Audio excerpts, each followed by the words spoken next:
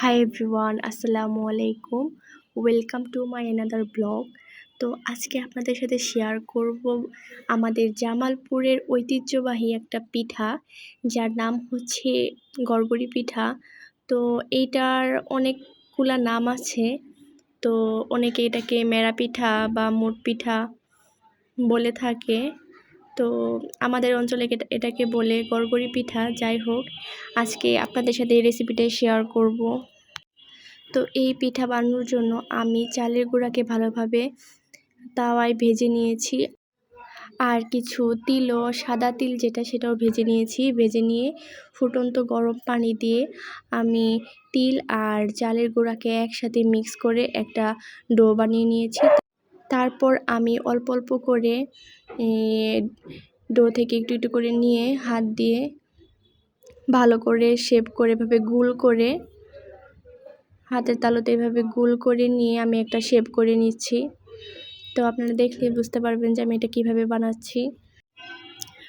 তো এই তো আমি একটু ভালো করে শেপ করে নেওয়ার চেষ্টা করছিলাম, যেহেতু অনেকগুলা আমি আটা আর কি ডো করছি, তো এর জন্য আমার একা বানানো অনেক কষ্ট হয়ে যাচ্ছিল। তো আমাকে আহনাফের আব্বু সাহায্য করছিল, যেহেতু আমি অতটা পারফেক্ট বানাতে পারি না, তাও আর কি একটু চেষ্টা করলাম। আর আজকে প্রথম আমি এই আমাদের জামালপুরের এই বিখ্যাত পিঠাটা বানালাম।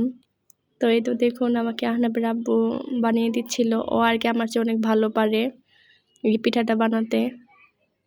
তো এই তো আমরা একদম চলে আসলাম রান্নাঘরে। তো এখানে আমি আগে থেকে একটা পাতিলে গরম পানি করতে দিয়েছিলাম, আর এর উপরে এরকম একটা জালি বসিয়ে দিয়েছি। তো এরপর আমরা সবগুলা পিঠা এর মধ্যে দিয়ে দিলাম। তো এটা আর কি পানির যে একটা ভাপ বা যে বাষ্পটা, এটা থেকে এটা সিদ্ধ হয়ে যাবে পুরোপুরি, আর কিছুই করতে হবে না। তো সবগুলা পিঠা দেয়া হয়ে গেলে এটাকে আমরা একটু ভালোভাবে ঢেকে দিব, যাতে ভিতর থেকে বাষ্পটা বাইরে বের হয়ে না আসে। তো এই তো তারপর প্রায় আধা ঘন্টা পরে আমরা পিঠাটা চেক করে নেব যে ভিতরে কাঁচা আছে কি না, যেহেতু অনেকগুলা পিঠা দিয়েছি আমি।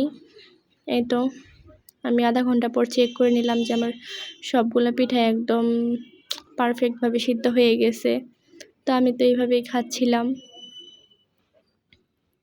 তো আপনারা জিজ্ঞাসা করতে পারেন যে এটা কি এভাবেই খায় নাকি কিছু দিয়ে খায়।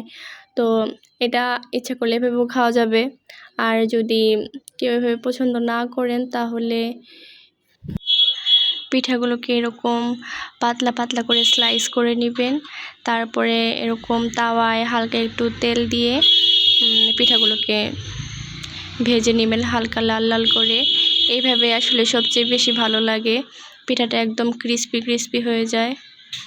তো এই তো আমি সবগুলা পিঠা এভাবে ভেজে ফেললাম, আর এইভাবে পিঠাটা খেতে অনেক বেশি ভালো লাগে। তো এটাকে আপনারা এরকম মাংসের ঝোলের সাথেও খেতে পারেন, যাদের ঝাল পছন্দ তারা এভাবে খেতে পারেন পিঠা দিয়ে।